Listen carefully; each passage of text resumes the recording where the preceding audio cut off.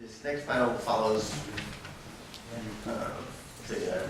perfectly with Martha's talk, and so I think it's going to continue the conversation. We have Michelle Sauer from the University of Cologne on social policy in Kosovo, setting the scene. Marija Stambolieva from the University of Kassel in Germany on Kosovo from a welfare emergency to the welfare state. Besnik Bislimi, who's out there, and Edmond Muhaxheri, right here from the American University of Kosovo on financial sustainability of the health insurance fund. I'm going to save my comments to the end so that we can get to the papers, and I'll try to keep you guys to a timetable, so to speak, so we can have as much discussion as possible. So without further, Michelle? Okay. All right, thanks Rick for the introduction, for the floor. Thanks for the organizers in inviting me. It's a great pleasure here to be in Kosovo again and to have the opportunity to do some research on social policy in Kosovo. As social policy in Kosovo is not my real research core interest. I'm more doing research on Serbia and Croatia, but this is a perfect opportunity to look a bit more into the scene in Kosovo. But my analysis is more a broad one. I'm not able to go into every policy field and give you all the backgrounds. I'm glad to have later on a talk on the health system, so we can elaborate more of the detailed analysis later on. The agenda of my presentation is the following one. I will give some starting points where I started from research. I will introduce you briefly to my theoretical framework, do a very short risk assessment. For sure you might know the situation better than I do, and my main point is to have a look on the results, what I found while analyzing social policy in Kosovo, and at the end I might lead to some points for discussion, some points for further research for the prospects. So let's start right away.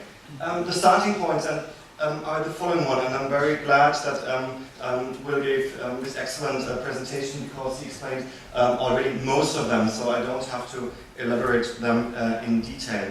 What was already said, that we find very distinctive lines of social policy development when we look at Kosovo. We find the legacies of the Yugoslav welfare state on the one hand. When looking at the 1990s, we can identify the so-called parallel, let's put it in quotation marks, underground, so it was not so much underground, parallel system that was run by Kosovo Albanians in the fields of education and healthcare. Then we have the huge influx of transnational social policy actors after the conflict and since 2008 an independent state of Kosovo. So a very diverse setting of developments interfering on social policy, or more or less interfering on social policy. What was also said already is that in this situation we have a unique, more or less unique variety of institutional and political interferences. As well, a very particular setting of social risks. I will show you some of the social indicators in a minute, but these are, let's say somehow extraordinary in a somehow negative sense. Social indicators at the one hand, but on the other hand, a very special set of demographic composition of the society. The very young, the very young structured society having a lot of impact for social policy development. And the last starting point for me was that there was somehow a gap in scientific social policy literature on Kosovo. Of course, we find a lot of analysis, but most of them are somehow descriptive, not really analytical, and therefore it was a great motivation to bring in some analysis. But of course, we find some outstanding literature. I was very much pleased to read the book of Fred, which for me was a very, very nice starting point doing research on Kosovo, but as well the analysis provided by Stubbs and Haji Kadria or others. So the first point was, or my initial point was, that there is need to identify transformation processes in the framework of social policy, as well as to analyze available as well as future policy options. So I would like to do a policy field analysis and to bring in some of the theoretical frameworks, very much coined by what we heard already by the Esping-Andersen approach of welfare regimes. So my guiding questions were, what is the specific welfare mix in Kosovo? And how can the structures and dynamics be evaluated against the background from the results of comparative research? And I identified a hypothesis as well, very much derived from Fred's work, that Kosovo's nascent welfare regime has a very clear liberal character which can be identified throughout all policy fields. And for me, this distinguishes Kosovo from other countries in the region, where you can find some clear liberal tendencies in social policy, but not throughout all policy fields. So this was a very obvious result for me, and therefore I built my hypothesis on it. Coming to my theoretical framework, working at the University of Cologne, I have to somehow adopt to what I sometimes call a kind of Cologne approach to social policy, a so-called life course approach, very much coined by Weiser, Engelhardt, Nansen, scholars from the Cologne University, saying that social policy is based on fundamental rights and that it intervenes into the life situation, in the life course of human beings. And throughout all the life course, sometimes social policy is identified as some single spots of social policy intervention. But if we want to grasp the variety of social policy, if we want to fully grasp it, we have to look at the whole life course. And as well, we have to look at different media of intervention. For example, Esping-Andersen was very much criticized of looking very much at financial transfers, money redistribution. But social policy is more than that. Social policy is about services. Social policy is about provided infrastructures. Social policy is about legislation. So we should have this broad, or I say that we should have this broad perspective on social policy to grasp all of the developments in social policy. And moreover, what is important, that what might be a bit misleading when we are talking about welfare states. I'm not going into the discussion of the term on welfare states because it's Babylonian. But what I would love to underline is that it's not only the state, of course it's not only the state, but we have other actors, the third sector, NGOs for example, the market economy, and as well very strong in Kosovo, the moral economy, meaning family and kinship. And all these different logics of steerings behind these actors should be taken in consideration when analyzing social policy. So this is very briefly said, this kind of life course approach, and on the other hand, I'm falling back on the comparative welfare state or welfare regime research, and that was very nicely introduced by Will with this three classical regimes, the liberal one, the conservative one, and the social democratic one. I'm not going into a big discussion on this. That might be very fruitful because we have a lot of lessons to be learned from the discussion, but we might leave that for our discussion later on. And to water down this theoretical approach to an empirical analysis, I'm raising this question. I will try to answer a question: who gets what, how, and why? This is for me a very brief question for analysis to find out what is the logic behind social policy in a country. So before I'm trying to give an answer on this question and trying to give a picture of social policy in Kosovo, to exemplify social policy fields, let's do a very brief risk assessment. And I just included 3 indicators. We could have a long list of social indicators on various fields, on unemployment. Wilbart told us already the unemployment situation, that it's not only this one, that Kosovo has a very, very high unemployment that is exceeding the average unemployment rate in the region by far, and the situation is much more worse if we look at gender unemployment or vice versa unemployment, if we look at youth unemployment, if we look at long-term unemployment, if we look at unemployment rates of ethnicities. So, sorry, we were here with the unemployment, but the story is more or less the same. Almost all indicators we are considering, we find Kosovo at the end of the list in a European perspective. And as well at the end of the list when we compare it throughout the region. For example, poverty headcount ratio at national poverty line in Kosovo around, somehow between 30 and 35.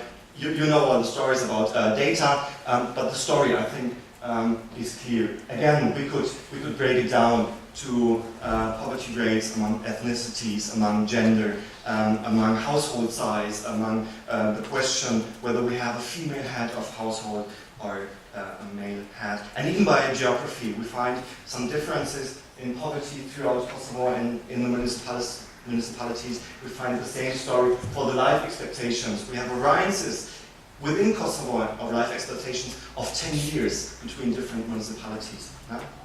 So life expectation, the story is as well quite clear. We have in Kosovo, although almost all indicators have increased in the last 10 years. So this is the story I don't want to forget, while showing these indicators. They are showing a kind of dramatic, alarming scenario, but the things have so increased. But nevertheless, we have multiple social risks. So people in Kosovo are exposed to multiple social risks, and you cannot almost find a different scale of these kind of risks throughout Europe. That leads to a very complex, precarious situation and some very multiple forms of poverty. So I have 2 minutes left. So let's come to my results. I'm going to briefly summarize them. So the question, who gets benefits from social policy? It's a question of universalism. And I found that it's a very exclusive social policy.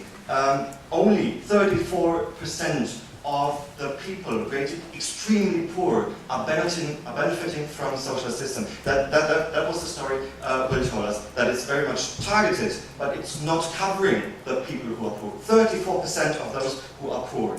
We could have other examples from the health system that is excluding a lot of people due to the high level of private out-of-pocket payments, but I'm just giving you some examples. So exclusive social policy is reproducing inequalities, particularly in relation to gender, ethnicity, and disabilities. So what is distributed? That's a question of risk provision and a question of decommodification.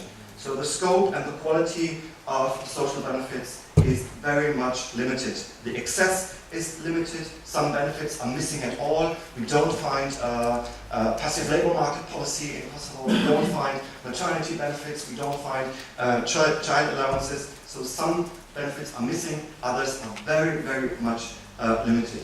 The question of how the regulation regime, we already came across that, the complex actor constellation, that due to the absence of some of the traditional actors or not taking into consideration the traditional actors, the transnational actors very much and much more than in other countries filled in the vacuum, and due to their logic, due to their understanding of social policy, coined the social policy in Kosovo. As we heard in Kosovo, we heard the story about the World Bank coining the pension system. We could do the same in the health system, where the WHO and the World Bank very much interfered. And we have here a very nice study of Percival and Sonda pointing to that story.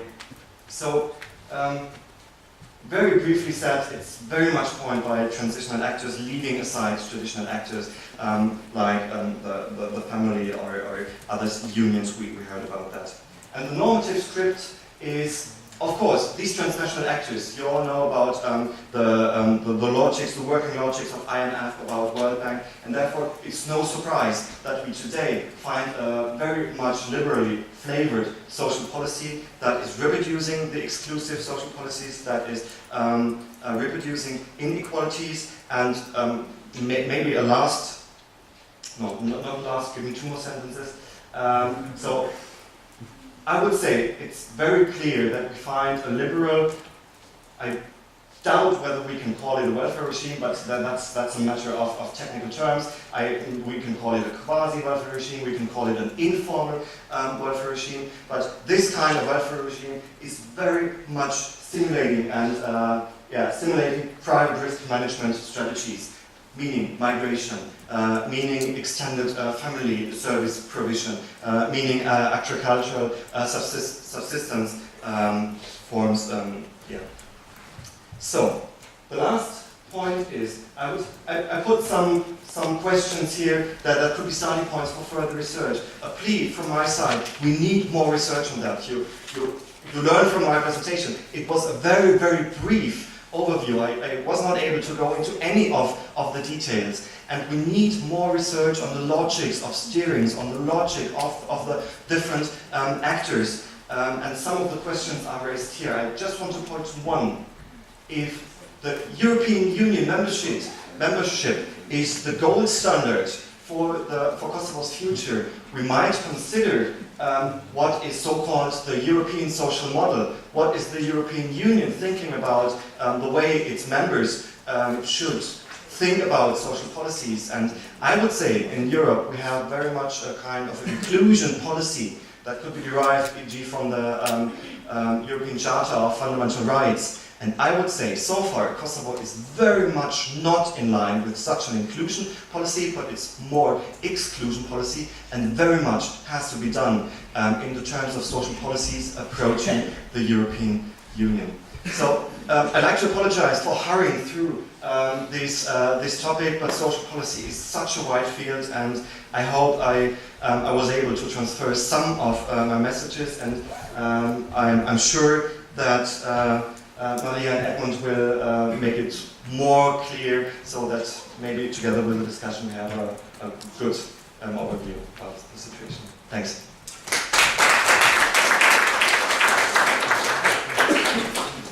Okay, and if we could, we'll keep all the questions to the end as we get through. Okay, so Marija?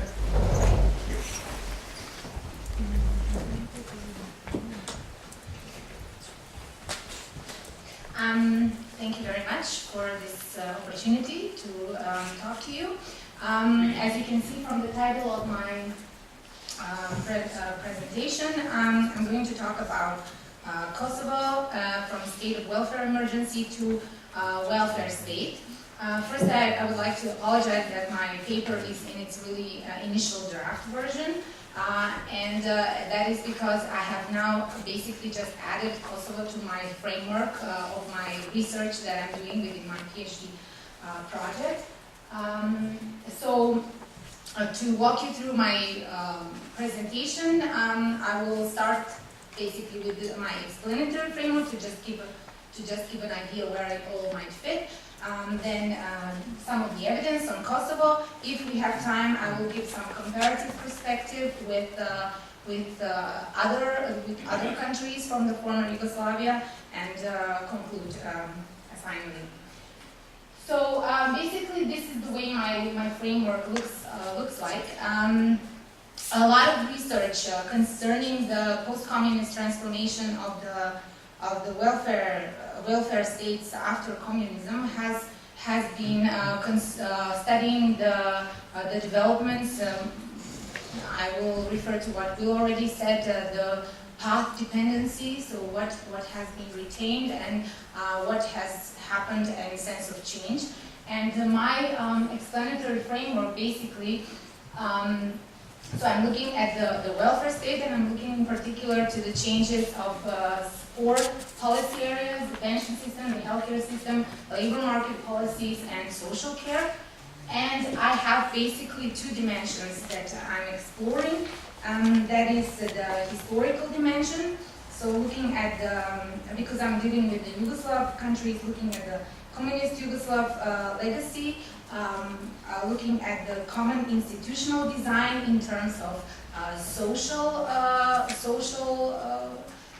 of the welfare system. I wouldn't want to repeat Will, who already said that Yugoslavia was a special case in the sense of developing a kind of Bismarckian way of welfare, which in my research finding has actually been the same throughout Yugoslavia, only there has been differences. Although it was very much decentralized Yugoslavia, there have been differences in the quality of provision of services and the level of benefits among the republics and the provinces. But of course, I'm looking at the differences when it comes to the economic development and the differences between the national elites of the countries. I don't know how I had also Ottoman and Austro-Hungarian in this framework, but it somehow disappeared and here. I don't know why, but yeah, I'm just briefly looking at that. And then my hypothesis that I'm testing is that initial conditions are a strong predictor of post-communist welfare regime trajectories. And then I'm looking at what happened during the 20 years of transition. And basically what I'm looking at is what are the main factors which have contributed to welfare regime change. And I'm looking at domestic factors such as economic, political transformations, looking at the political actors, the political system, the actors' political parties. I'm looking at trade unions, interest groups. And I'm looking at the external factors in the sense of what were the international agents' agenda, but I'm also looking at some, considering the factor of wars, embargoes, so these extraordinary circumstances. And my hypothesis is that the welfare regime change has been a product of the interplay between the external influences and domestic interests. And I'm further testing that defective democratization is more likely to impede economic development and compromise the state's redistributive role. I will not go into that now because I don't think I will have the time, but yeah, maybe I can come back to that later. So how this framework fits on the Kosovo case is basically I'm drawing from the argument of Edmond, who is one of the supporters of the path dependency argument.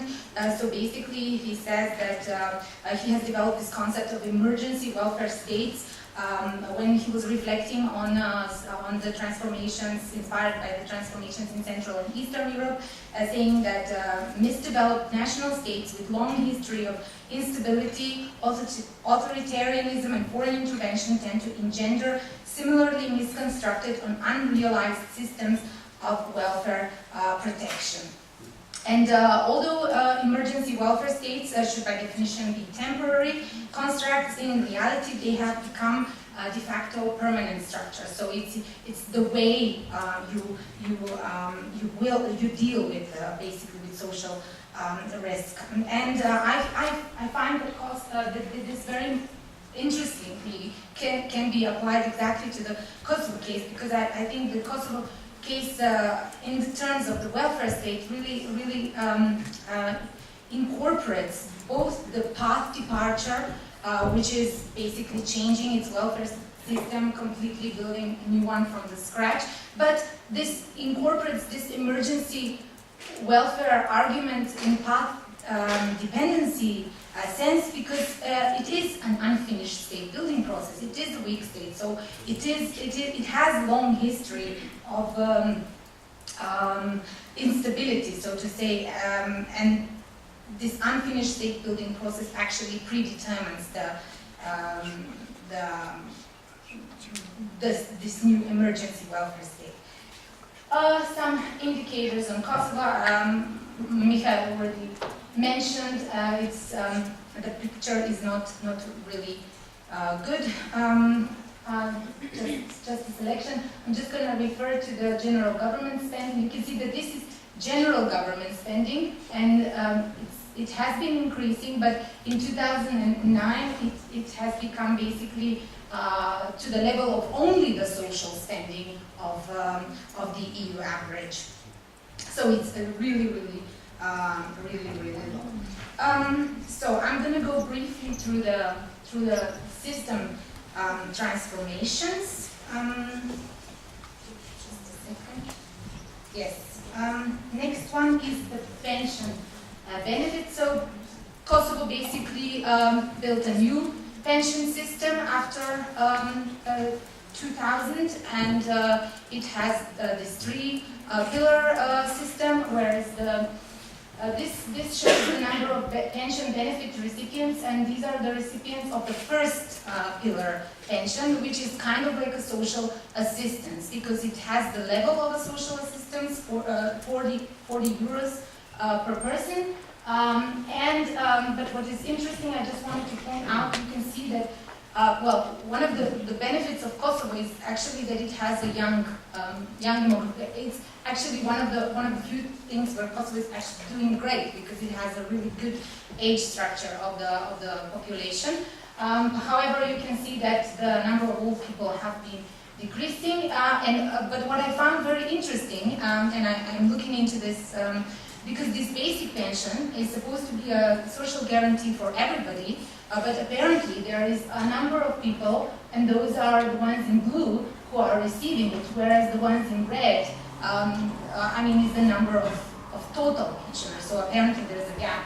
And the green ones is the privileged pensioners. We talk about those, war veterans and martyrs, so-called martyrs, and their number has been decreasing. And there is this very, very big discrepancy in terms of the level of benefits that they receive.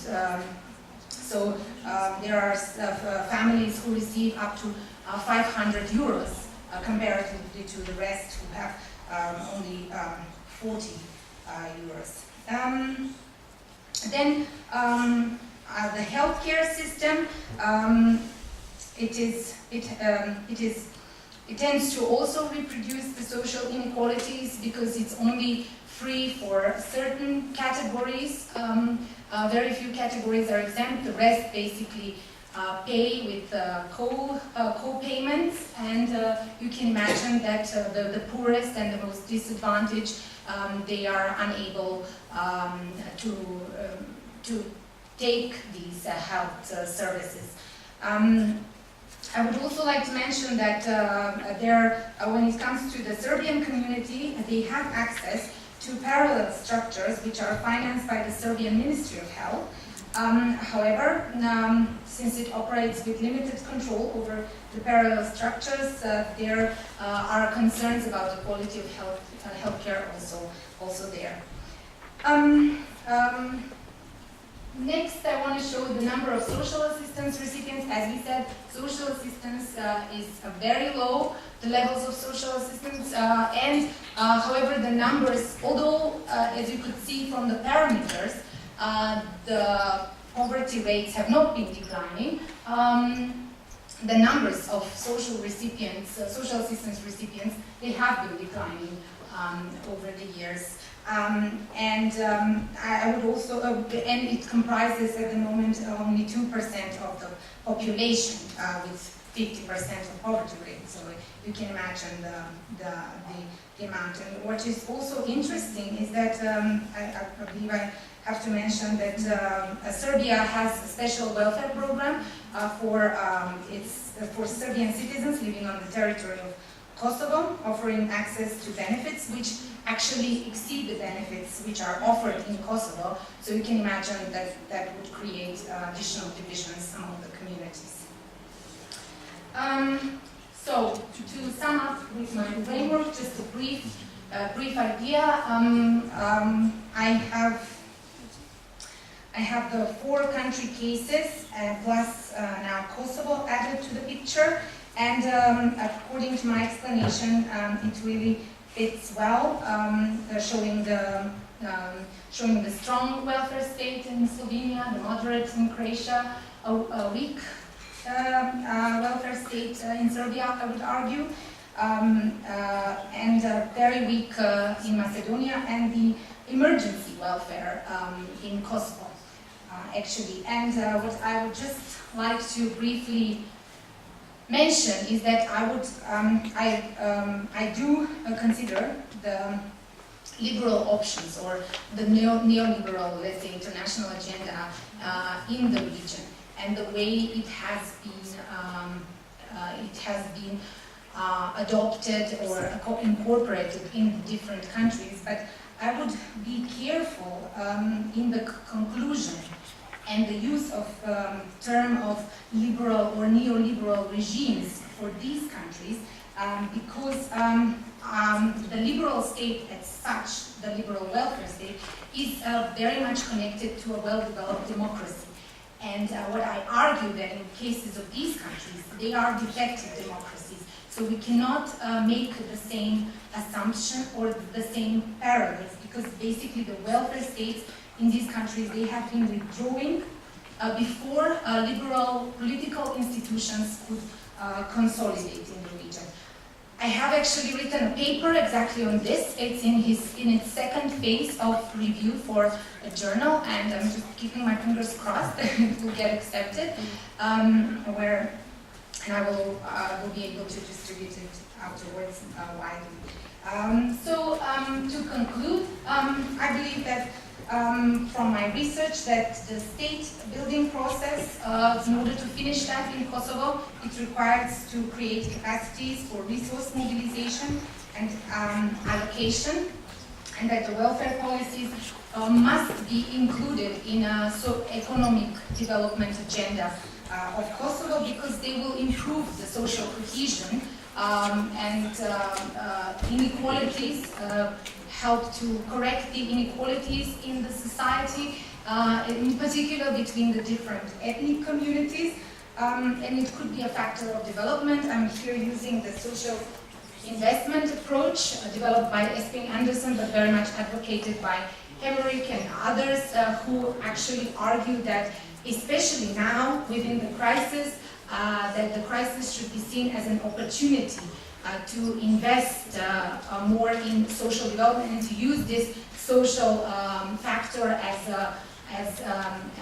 a driver for development. So if 20 years the word social was maybe the new bad word, now it is okay to talk about social development, and I have here just taken out some of the new buzzwords which are very much used by the academic community, but also the economists. I mean, these words 20 years ago would have been, in my view, unimaginable to be seen so clearly represented by the economists. So I leave you at that.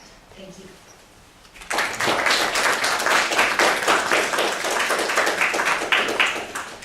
Thank you. And our last paper, Besnik Bislimi, and presented by Edmond Muhaxheri, Financial Sustainability of Health Insurance Fund. This paper was done a while back by myself and my colleague, Bislimi. I will be presenting the paper to begin with, and then any questions later on will both jointly answer.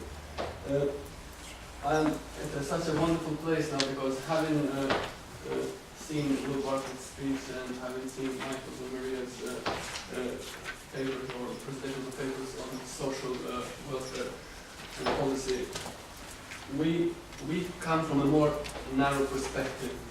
We come from people with the inside view effectively. When we wrote this paper a few years back, we wanted to present the world what we as Kosovars see from an academic point of view, rather than just going through all international papers out there. And on this presentation, I'm going to talk briefly about the current situation. I'm going to briefly explain something on the current draft law on health insurance as proposed by the Minister of Health, and the health sector financing methods, very briefly on that. I'm going to then talk more about our proposed approach and assumptions used in possible scenarios. I'm going to then briefly talk about the effects a proposed health insurance fund may hang on the labor market, and conclude with our concluding remarks. Okay. Will Bartlett quite rightly said so. What Kosovo has now as the remnants of what started in the Kingdom of Yugoslavia pre the Second World War and then moved on through the social welfare of Yugoslavia, and then it was quite abruptly interrupted with the 1999 war. And as of that, and even before that, just after the coming into power of Milosevic era, Kosovo's healthcare system has really suffered. And at this point in time, it's in a dire state. Okay? It has a deficit of financing, it's been underinvested, it has poor health infrastructure, it has mismanagement of health resources, it has low compensation for healthcare workers, which leads to a decrease in morale, and it has increase in incidents of informal payments. But we are not alone in this, luckily. I can go back, we are typical of developing countries. And this has led to no risk pooling, okay? Which in turn means that higher incidence of catastrophic expenditure. In other words, a family which may have someone with the need for an expensive surgery outside the country, or have someone with a chronic disease, they're faced with a really social dilemma. Where do I spend my money on? Do I look after someone's welfare, or do I have enough money to feed ourselves? Okay. Then this also leads in transparency in the private sector. You go to a private general practitioner, and one person may charge you slightly differently or even more differently for the same level of service you may get. Okay, and this is what's happening out there in Kosovo currently. Okay, in transparent co-payments, you don't have a certain list of what you actually need to pay as a co-payment for the same level of service. Okay. Now, with the exception of the current health minister, all previous health ministers in Kosovo have promised to go and take this further. Okay? The current health minister has finally managed to create with this team a draft law on health insurance. Okay? And this is what's going to be proposed to the Assembly in the coming months. Having said all this, Kosovo still suffers from unfavorable health indicators. This draft law, okay, has a number of good points. It provides a basic provisions for creating a health insurance fund. Okay. It categorizes people who are entitled. Okay. Very generally, having said that, but it does so. It defines health services to be offered. Okay. It describes the process of managing the revenues in collecting the health insurance fund. And strangely enough, it provides a 5% ceiling for administrative costs. I'm saying strangely enough because at an early stage of a health insurance fund, the money should not be put aside when it's needed somewhere else. Okay. And that also ties in with a financial reserve of 5%. It is good to have an endowment, but not at a very early stage of a fund, when most funding is needed out there. Some other shortcomings are that categories are defined too loosely. It says all citizens of Kosovo must be included. Okay, it does not allow, for example, for those living abroad. What is a citizen of Kosovo? Is it one who has a passport of Kosovo? Or is it one who has residence in Kosovo? So these things, for example, have to be quite more rigidly tied in. A listing of all health services covered. Okay, it says all these can be covered. By doing that, it excludes all other services. So it shouldn't be in the law, it should be in some administrative form rather than. No provisions for patients, okay, who are midway through treatment for discontinued services. It talks about a technical committee who says at the beginning of every fiscal year, these are the services included. Okay. What if someone is receiving care? It doesn't specifically say, well, these people will continue with their treatments until they've done so. So these happen. It also says flat rate premiums. Okay. Hasn't decided on how much, but flat rate premiums should be charged. So rather than as a percentage. This does not allow for solidarity from those who contribute. Someone who, if it's a €5 per month, for example, a flat rate premium, someone who earns an average of 290 euros a month, they're going to pay a different burden on someone who earns 1,000 euros a month. So these things happen. Also, it talks about Article 26, for example, says that the proposed health insurance fund is a public institution with legal autonomy. And then later on, it talks in Article 30 about the governing body. And it's all politicians there with direct political control. So a number of things have to be addressed before we think that this law should be, this draft law should be passed as law. Now, Kosovo's overall spending on healthcare is very, very low. It's about 3% of GDP, okay? And it comes from a number of sources, from taxation, co-payments, direct out-of-pocket payments, and donations. Okay? In fact, in budget 2012, 88.6 million was set aside for the Ministry of Health. Okay? That's less than 1.9% of GDP, and I'm using GDP as 4.7 billion, which is as of 2011 by IMF. Okay? Health sector is financed as a mixture, generally speaking, of any one of those methods, and depending on which is the biggest contributor, that's where the name comes from. Okay, so if it's, for example, a tax finance system, as the majority of money coming in, it will be called a tax finance system. Now, in our approach, we realized that there is a lack of data, okay, for Kosovo.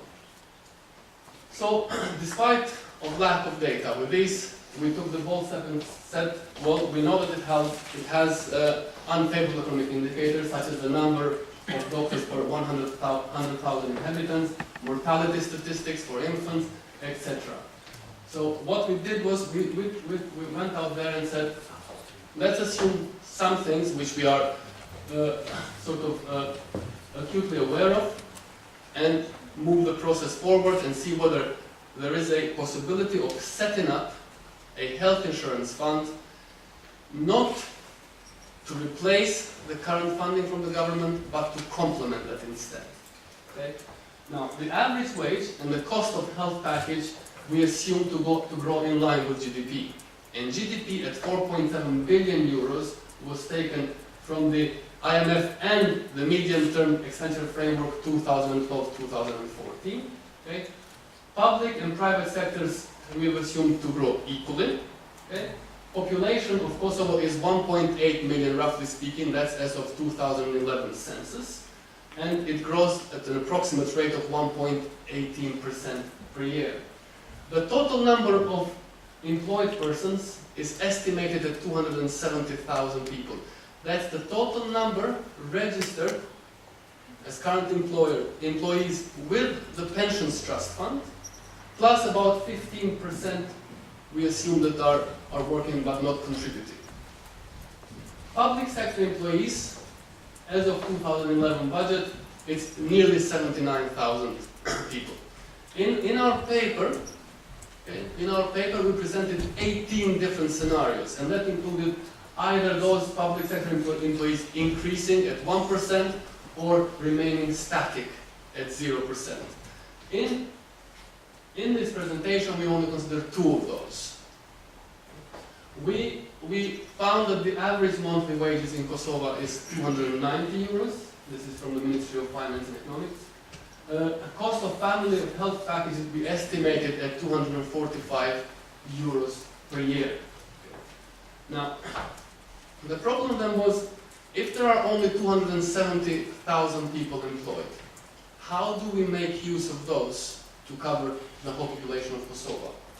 Well, we also made another, we believe, significant assumption. We said 20% of all households in Kosovo have another person employed in the family, not just a single person employed. Okay? And then from the census, we realized that 5.88 was the average household size. In other words, a person who is employed does not pay contributions to cover 5.88 people, but 80% of those, or 4.7. Okay, we call that the covered persons multiplier.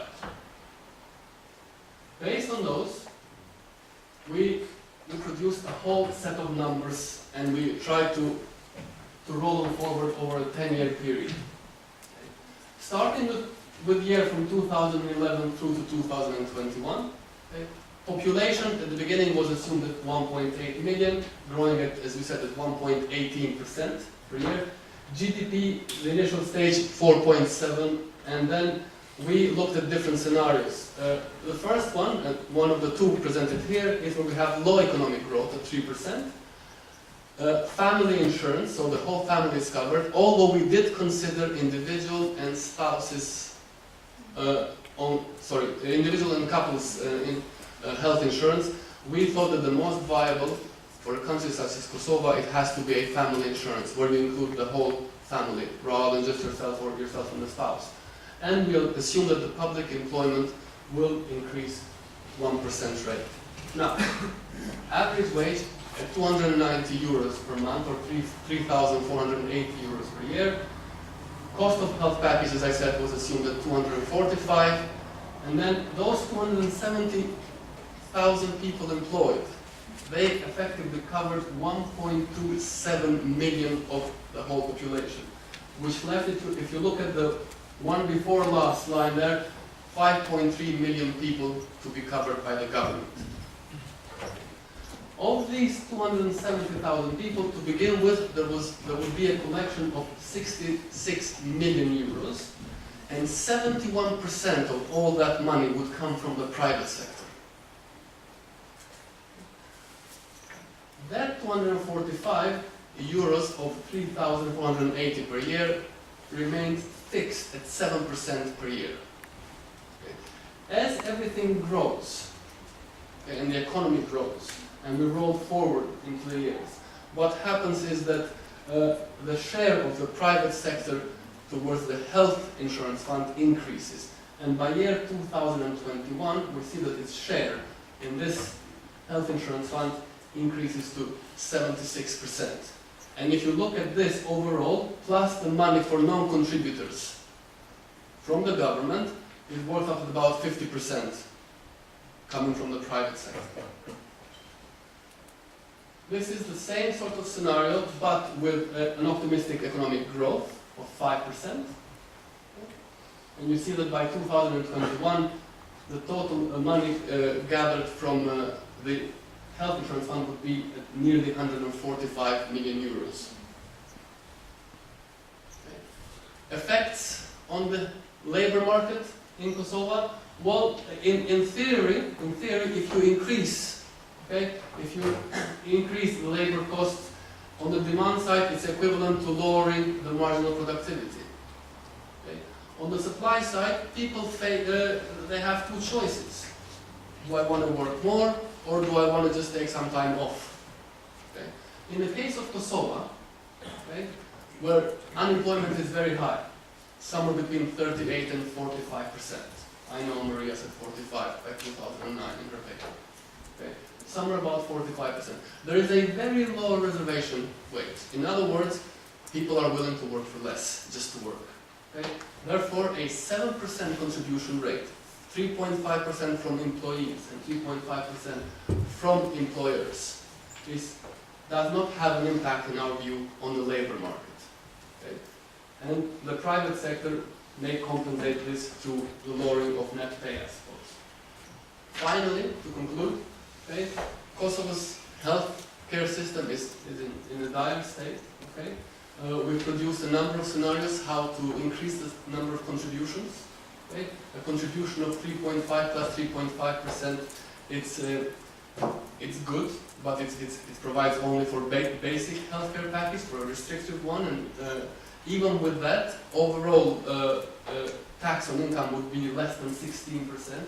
So we think if the government wishes to create a better social welfare in Kosovo, then they should opt for an even greater one than 7%. Thank you.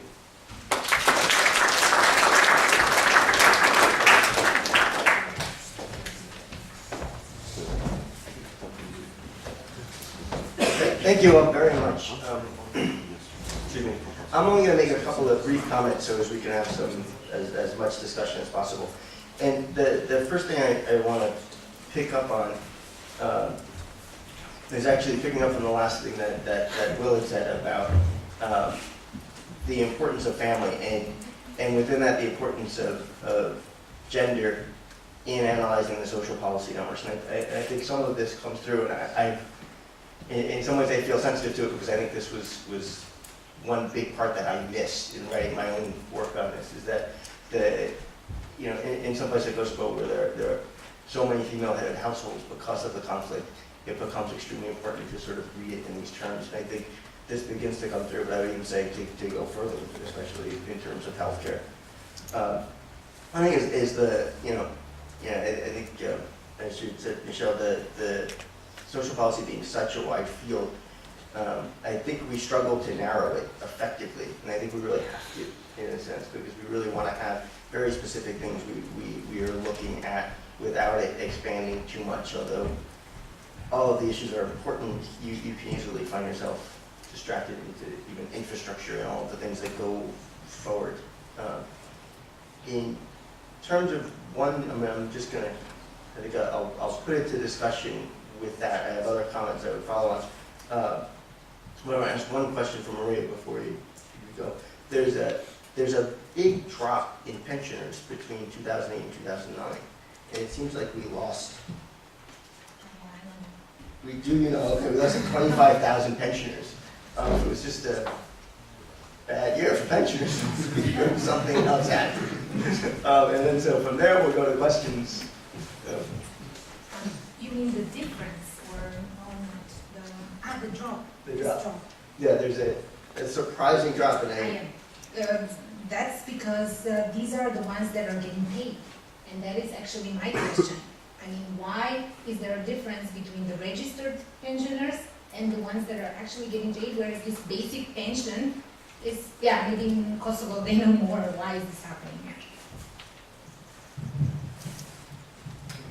There is no gap there. The difference is between those that get basic pensions and have not contributed in the previous system, and the difference are those that get higher pensions because they have contributed in the former system, but they are not included in the numbers of basic pension receivers. So you have around 119,000 that get basic pensions of 45 euros, plus 5 with the current increase, and you have those that get 85 euros or 110 with the new law, but they are in this gap that you see. And in 2008-2009, there was an initiative from the government to clean the list. Apparently there were misuses at the local level, and then they saw that some people are receiving pensions even if they're not entitled to this. So it's a small reduction, but not as large as 12 or 20,000. I guess I would follow that cleaning up of the list, which is something that comes up in your paper, this question of state capacity. And as we discussed, the system in Kosovo is, if implemented properly, very liberal. If not, it can be all sorts of very different things, which would return us to sort of the politics of how you implement these things, which become very, very local, right down to the municipality and the municipal center for social work. We'll go, other questions? I feel compelled to choose you first. Pick up where we left off yesterday. Thank you, James Coriolis again. Edmond, it's a relatively brief question aimed at the presentation that you made about the health insurance fund and the viability of a health insurance fund. And I appreciate the calculations that you've presented to us, and I think it's a very interesting case. I remember looking into this idea of establishing a health insurance fund in Kosovo about 2 years ago and talking to some of the government advisors about it then. And what they were saying to me at the time is that raising sufficient revenue in Kosovo in order to fund free public health care, that is possible, but at a stretch. And they thought it was, possibly at the limits of what you could impose on the population. But another thing which they mentioned to me is that the cost of healthcare provision in Kosovo is much higher than it should be, because they think that they're actually wasting a lot of money funding types of healthcare, such as the complicated, expensive stuff, heart operations. And they say they shouldn't do that at all here. Kosovo, they were saying, is a small economy, it's got a small healthcare system. They can't justify the expenditure of supporting those kind of high-cost healthcare provisions. And in fact, the government should just be paying people to just go to Turkey and have that stuff done there. Okay, and I'm just wondering whether you have some sort of view on that, and whether you've got any sort of idea about the extent to which healthcare costs could be reduced in Kosovo if there was that sort of scaled down Kosovo-specific healthcare system provided here, and then the difficult stuff provided somewhere else. As far as the stretching part is concerned, I think there was misinformation, not towards you, but people thought that you could just start off a health insurance fund and the next day you could have a fund with 100 million euros in it. We believe that the money should start collecting first, and then in a few years' time, say 5 years' time, it has sufficient amount of money to proceed. Okay.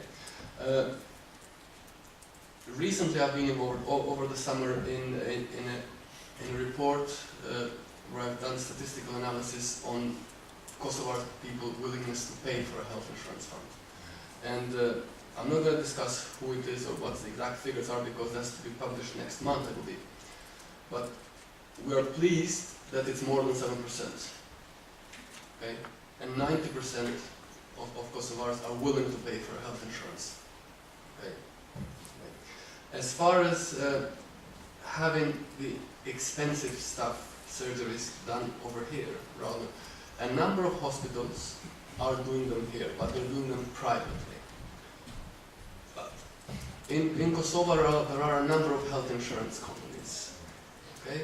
And you can have health insurance through them, and depending on the level of care that you have or the level of premium that you pay, you may end up having it for free, okay? Or you may have to contribute slightly, okay? I strongly believe that once the health insurance fund is set up, and I hope the draft law will be revised, that the government or the agency in charge, to be more precise, will employ at least one actuary, and they will then use economies of scale to go and buy these heart surgeries or anything which is a bit more expensive in bulk. Turkey would be a very good case. Macedonia has some good private hospitals, or anywhere in the EU for that matter. Okay? Because once you go and agree with them and say, I'm going to pay in advance for 10,000 of these, and they don't have to come strictly as heart surgeries, so we can use, any production possibility curve in economics, shift towards one or the other one, then I think the government should be able to manage that fairly easy. I agree that Kosovo does not have the capacity to do the expensive ones over here, and hopefully it will in the future, but that's with increasing technology. Okay, I'm not sure if I've answered your questions at all. Yes, no, that does also. Thank you. Okay. We have a second. I just want to add on that. Financing of social security is the one hand, and it is important. And the different ways of financing, they have different distribution effects. Yeah? What is clear, the money has to come somewhere from. Yeah? But the other hand, and if I understood you right, is the way you're going to manage it. And this is a second important step. We have this discussion in Germany. We are discussing for a long way now whether we are going to change our health insurance system towards a kind of per capita funding or some other suggestions. But what is lost very often in the discussion is that are a lot of efficiency gaps within the system. We could save easily, statistics say we could save easily 12 billion of euros from the German health system. And I assume that a better management system or a better regulation of the health system would ease the pressure on earning more funds. And it's the same in the labor market. Kosovo has a very nice new labor law, but it's not implemented very well. Regulation is missing. Labor inspectorates, they are missing on a larger scale. So the implementation is, at least from my point of view, somehow missing to increase efficiency of the system. If I could take two questions, and we'll jot down just to save time. Besnik?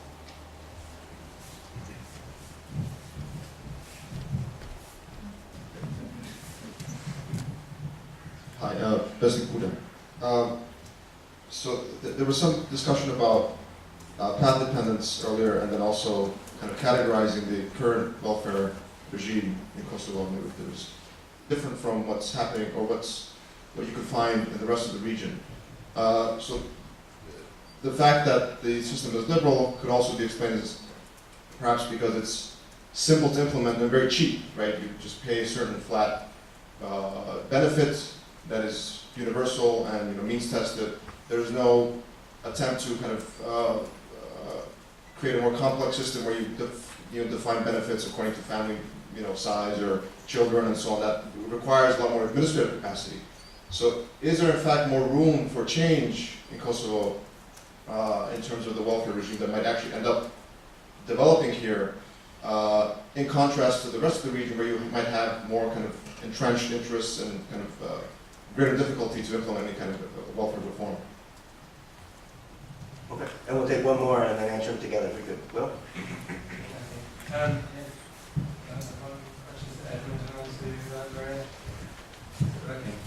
Okay. Roman, just first of all, why do you want to move towards a social insurance health fund system, given, despite what you said, there may be some adverse consequences for the labour market?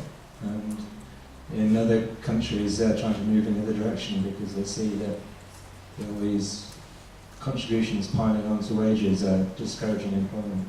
And you've got a functioning tax-funded health system, so why not just develop that? Secondly, also for you, you've got the problem of the high cost of these catastrophic illnesses. There's a lot of talk about and pressure or policy towards regional cooperation. Do you think these sorts of things could be risk pooled at a regional level rather than going to Turkey? And for Marija, you've given a nice categorization of the welfare systems in different countries, and you're looking at different components of that. You listed 4 of them. Do you find they all move in the same direction, or do they go in different directions, like health and employment side? I think the first question was more general, so whoever wants to take it, or if we all want to take it, and then we'll go to Will. I can try to start with the first one. I think you're absolutely right. You can see, my result was somehow that the liberal flavor of social policy is stimulating private risk management. You could put the causal relation vice versa. You could say, due to the long tradition of private risk management, it's very suitable to implement a liberal social policy. So it's fitting together. And your question towards the room to change towards some other stories, to a more sort of democratic or corporatist way, I would say you have to look into each of the policy fields and what suits to the specific situation. If you look at the future of long-term care, I know that long-term care, elderly care, is not a point right now in Kosovo, but it will, due to the demographic change, due to the persistent immigration level. This might change in the future, and then it might be interesting, at least to discuss now or in the next 5 years, different options towards the situation can move to. And options is not always cost increasing. When we're talking about social services in long-term care, they could be rather cheap, because labor is rather cheap in Kosovo. So developing, for example, social services, and this can go to different direction, is, of course, at least from my point of view, a solution. And I'd follow really quickly just to go back to the role of NGOs in the very beginning. That role of an easy-to-implement safety net system. When I was working in CRS and NGO, used to say, if it doesn't run on diesel, we're not interested. In that it's got to work quickly and we've got to do it now. partially because of funding issues for NGOs. And so, yeah, part of the original design was, let's make this happen really fast, what's an easy way to do it. There wasn't as much of an expectation that, boy, this might stick around for a very long time. But I think a lot of humanitarian NGOs don't think about things sticking around for a very long time because that's their time frame. So I think the efficiency question was an important one.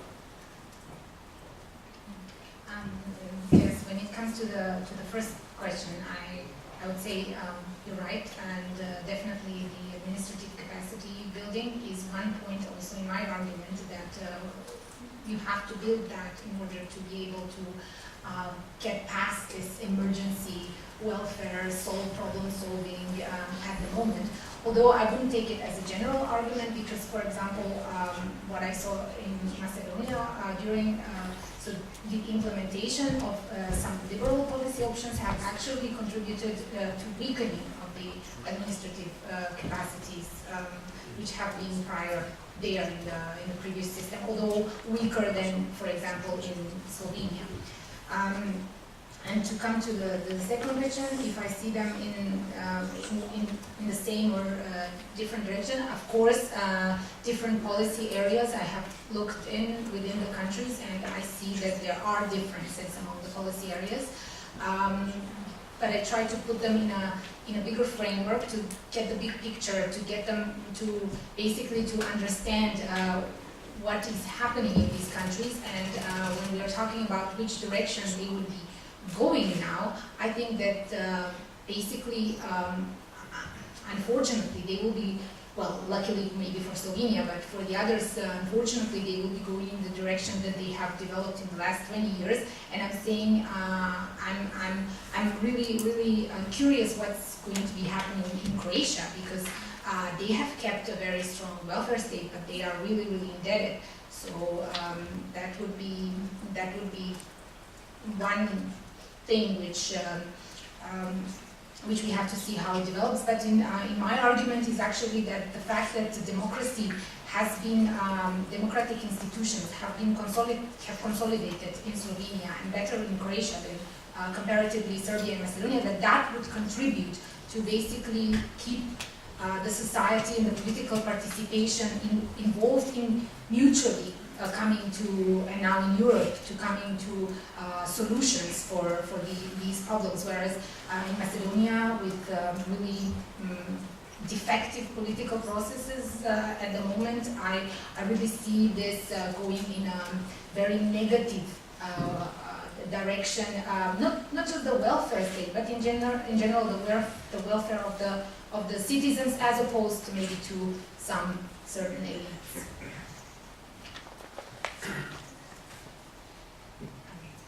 To add briefly to what they've answered to you, in our paper we've also presented an organizational structure of the administrative side of things, which should be more efficient when it comes to the health insurance fund provisions and all that. So perhaps we can forward you the paper and you can have a look at that as well.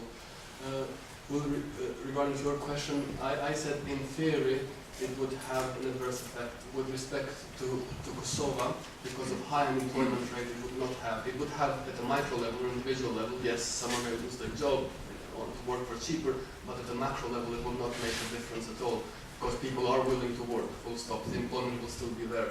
Why do we want to do this? We want to increase investment in healthcare. This is to complement rather than to substitute what the government is doing, reduce the risk of catastrophic expenditures, etc., etc. Great. I think we have time for a couple more questions. Besnik, and then Okay. One comment for Miha's presentation, and then just to join the discussion that Edie was pushing for. I agree with most of your points, Mihail, although then when you presented the diagram with who gets what and who finances, just some maybe suggestions for modifications. Based on your ideas, the current existing system of social assistance reproduces inequalities in terms of gender and ethnicity as well. I will not agree with this. it is clear that it's undercovered the system, but it doesn't reproduce inequalities with respect to gender and disabilities. If you say this social assistance covers only 38% of what was mentioned of those that receive less money than the absolute poverty would indicate, this is not because of the discrimination, it has to do with the restrictions of the law, because social assistance is a status right, and the law foresees that you cannot enjoy social assistance if you have ownership on land, if you have at least one person that is over the age of 18, so it's very restricted. But as soon as you are from the minorities, you have more rights, more access, and Marija also mentioned another indicator, which is the additional assistance that minorities, Serb minorities get from Serbia. So actually it increases inequalities, but with adverse effect for the majority, not for the minority. And with respect to disabilities, as soon as you have persons with disabilities in the family, you apply for the social assistance. So it reduces the inequalities here. Your second point, the scope, which you said limited scope, and then you mentioned the fact that there is no maternity leave. Actually, maternity leave exists for more than 1 year now, and it is highly aggressive actually. In the first 6 months, people get 70, or ladies get 70% of the annual, of their average wage before the maternity leave, and after that they can get an additional 33 months with 50% of the average monthly salary in Kosovo. So it exists.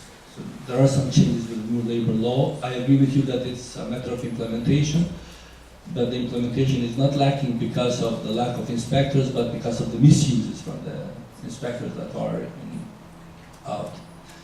And with respect to the labor market and the impact that the health insurance could have, remember that the average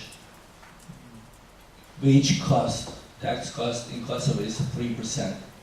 The taxes on wages are less than 3% on average wages, so by far the lowest wage cost in Europe. So any change on the margin will have no impact on the regional competitiveness in Kosovo, given that the lowest wage cost in the region is more than 20% of the wage. So it will have no impact in the regional competitiveness. I can agree that, or I can understand Croatia, Slovenia or Serbia that try to move in the opposite direction because their wage cost is above 35%. But in Kosovo we are at the complete other extreme. So the problems that Serbia and Croatia are facing are not our problems, so that we need to consider how to reduce the wage costs. Yeah, well, we get the microphone back there. Go ahead. Yeah, thanks for the comments, and especially for updating me according to concerning the maternity leave. And regarding the inequalities, maybe taking social assistance as an example was not very wise. And due to time restrictions, I was not able to go into other policy fields. But I would say there are some inequalities reproduced when looking, for example, at education, where you have higher dropout rates among girls compared to boys. If you look at the health system, that you have access to health system, a difference between those who are richer compared to the group at the bottom. If you look at the social services provided for former KLA or for persons suffering from or categorized as war victims, and if you compare those benefits who are on average around 200 euros with those who are social assistants, 40 euros, then I would say there are some inequalities. And if you look, I don't want to open this discussion very much, but if you look at who received these benefits for war victims, then it's very much a mono-ethnic benefit. I think there are 45 recipients who are not Kosovo Albanians, and that is not really much representing the structure of the population in Kosovo. So I would agree to your point that social assistance was not very wise to do, but I would say in other policy fields we could identify these inequalities. Okay, Klaus Giesen, University of Louvain in France. I have one question to Marija and one other to Edmond. Marija, about the pension fund in Kosovo.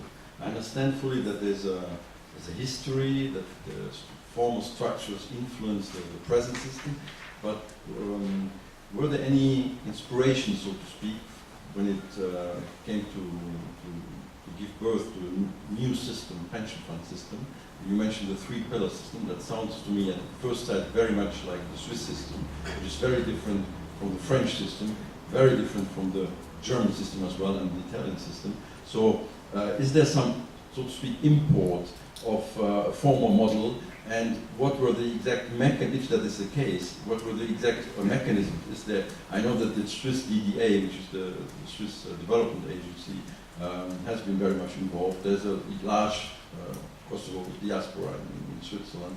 So are there any linkages there that then there's a model which is imported and then changed on the basis of local facts, etc., or is there? I mean, how does it work actually at the beginning, you know, when it comes to have a new French pension?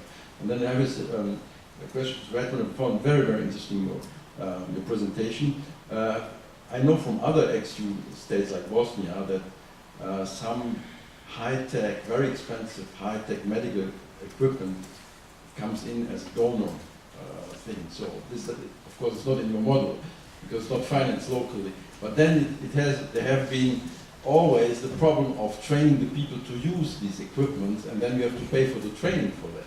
So one scanner is, I don't know, 500,000 euro, 1 million euro, something in that range of costs. And even if it comes free, then afterwards you have all kinds of costs to use these high tech, and nobody knows it to use, etc. So I would like just to know, how is this in Kosovo, and how does it influence actually your model? If that is a sort of remittance, or what is it? You know, would be interesting to know that. Well, then maybe I start. When it comes to the pension system, so basically this was the World Bank proposed model, the three multi-pillar model, which has been also proposed to the rest of the region, with the modification that it made a complete break with the previous system, because as I said, in the first pillar, it's kind of like a social assistance pension benefit. It's not the pay-as-you-go system continuation from previous time. There was a break, partly justified with lack of funds, partly with the lost records. I would add it's maybe also partly because of the lack of political will to deal with the previous system, because I mean I did one study, and I think that that is actually one key issue that apparently there is no interest to take up now in the negotiations between Belgrade and Pristina to deal with this. With the lost records from Yugoslavia, where are they, and who has to pay whom the lost pensions? So yeah, basically this was the model only in that sense adjusted to Kosovo, and maybe we can talk later with I don't know who's the person there who commented, because I'm actually quite curious how you're doing this differentiation between people who have recognized social contributions, so they can prove that they have been contributing to the previous system. How can they prove if the social records have been gone? This is really unclear to me, and I really want to know how some people can prove and others not, and why is this really a sensitive issue to take up in the negotiations. So yeah, I would also be interested to learn more about this. It's true, the Kosovo government has received a number of expensive medical equipment which have been sitting there, either missing a screw or something like that forever, or being in a basement. There was talks of having in the oncology department a very expensive scanning equipment that was never used. The money that we've proposed for this, it's broad-based. It's not specific. We've come from an economic point of view, say we can add more to what's already out there, and then there has to be I suppose, a technical medical committee who would decide how all this other additional money is allocated? Does it go only towards keeping hospitals clean, so they reduce the risk of infections such as MRSA? Do they go towards buying new equipment, training of staff, building new capacities? So from that point of view, we haven't dealt in that. We've only dealt from the economic point of view where we can generate more money and we think we can do it. Having said that, private clinics in Kosovo do have expensive medical equipment, such as MRI scanner. How do they get them? We don't know. I'm sure they get loans. They get money from other channels that they go and buy them, and they operate them properly. And when it comes to private clinics, they do spend money on their teams to go and train and learn how to operate them properly. I'm not sure if that answers your question. Oh, okay, thank you very much. And we're out of time and only not too badly over, right? We're good. So we go right to the next one. Set us up.